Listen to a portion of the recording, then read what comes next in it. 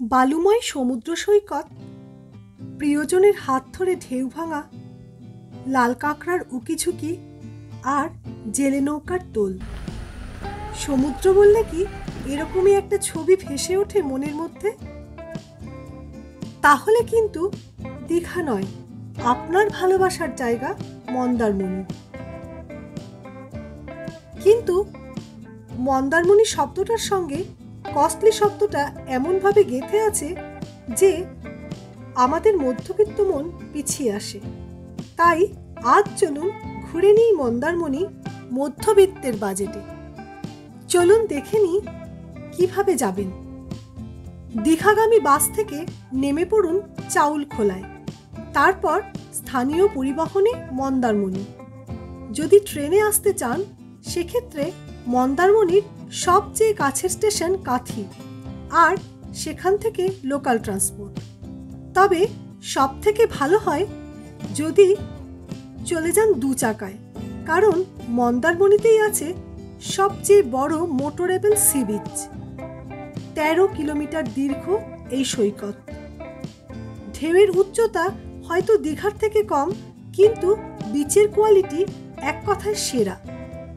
আমরা বেছে নিয়েছিলাম বিচের দীঘার দিকের অংশ, কারণ এই অংশটি বেশি নিরিবিলি। আমরা এবার হোটেল বুক করে আসিনি। প্ল্যান ছিল ঘুরতে ঘুরতে বিচ থেকেই বেছে নেব মনের মতো লোকেশন আর সুইমিং পুল সহ হোটেল, এবং সবই হতে হবে বাজেটের মধ্যে। বাইরে থেকে দেখে ঢুকে পড়লাম হোটেল গোল্ডেন বিচ রিসর্টে। সি বিচের উপরেই কটেজ ও ডরমেটরি 2 ধরনেরই রুম অ্যাভেলেবেল, তবে আমরা বেছে নিই কটেজ। সমুদ্র থেকে স্নান করে কয়েক পা হাঁটলেই পৌঁছে যাওয়া যাবে রুমে। এক কথায় চমৎকার। এসি রুম যথেষ্ট বড়, ওয়েল ডেকোরেটেড। টয়লেটও বড় এবং পরিষ্কার। বেড়াতে এসে ভালো রুম না পেলে বেড়ানোর আনন্দ কিন্তু অনেকটা মাটি। আমাদের রুম রেন্ট লেগেছিল 1500 টাকা, তবে উইকেন্ড বা পিক সিজনে একটু বেশি লাগবে। হোটেলের কন্ট্যাক্ট নাম্বার ডেসক্রিপশন বক্সে দেওয়া রইল। হোটেলের ভিতরে রেস্টুরেন্ট আছে, রুম সার্ভিসও অ্যাভেলেবেল। তবে এবারে আমাদের লক্ষ্যই ছিল সস্তায় মন্দারমণির হাল হকিকত খোঁজা। তাই আমরা ব্রেকফাস্ট, লাঞ্চ, ডিনার, এমনকি ইভিনিং স্ন্যাক্স সবকিছুর জন্যই বেছে নিই বিচ সাইড একটি ছোট্ট খাবারের দোকান। খাবারের কোয়ালিটি এবং রান্না দুটোই অনবদ্য। দাম একটুও বেশি নয়। ঘরোয়া রান্না, তৃপ্তি করে খাওয়া, আর এনাদের আন্তরিকতার কোনো তুলনা হবে না। খুব কম লোকজনের ভিড় এদিকটায়।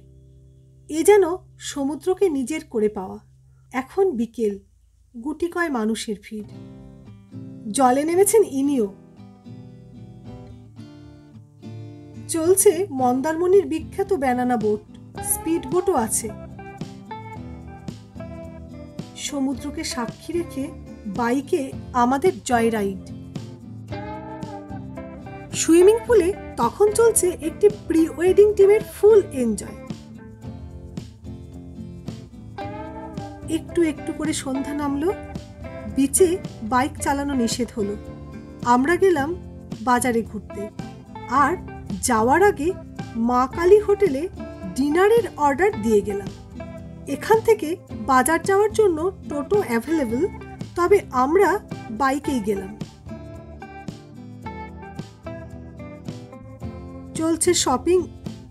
এইসব জিনিসের আকর্ষণ সব সময়, তবে এখানে জিনিসের দাম দীঘার চেয়ে একটু বেশি।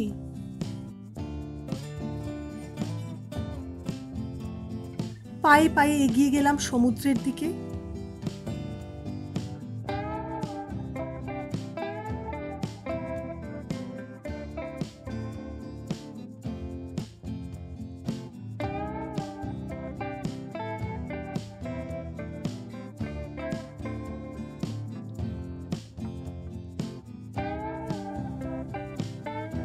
রাতে মুরগির মাংসের দুর্দান্ত ঝোল আর রুটি দিয়ে ডিনার সারতে সারতে অনেক গল্প হলো এই হোটেলের পরিবারের সঙ্গে।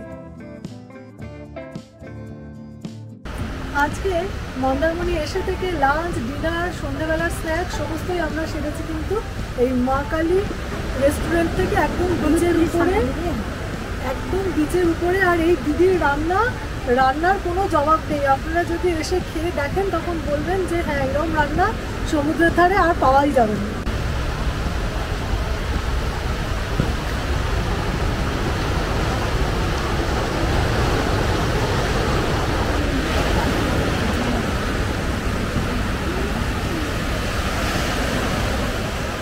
পরদিন সূর্যাস্তের সময় ঘুম থেকে উঠেই বেরিয়ে পড়লাম সূর্যোদয়ের সন্ধানে।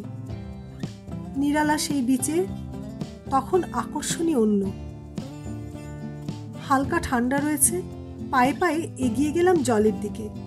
অমোঘ এই আকর্ষণ। পূর্ব দিকে সোনার কণা ঢেলে দিয়ে হেসে উঠল দিন। আসতে শুরু করলো 2-4 জন টুরিস্ট, ঘোড়াওয়ালা।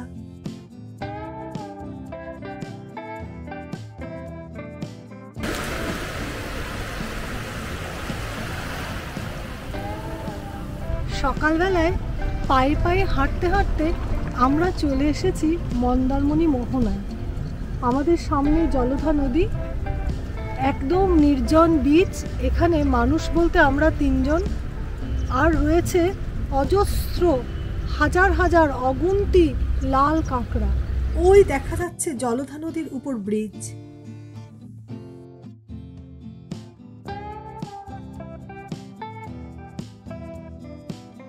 ইনিও মহা উৎসাহে কাঁকড়া খোঁজায় ব্যস্ত।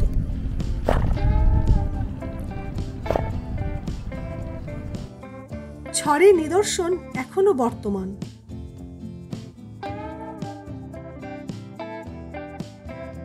সুইমিং পুল আর নয়, এবার সমুদ্রে নামব।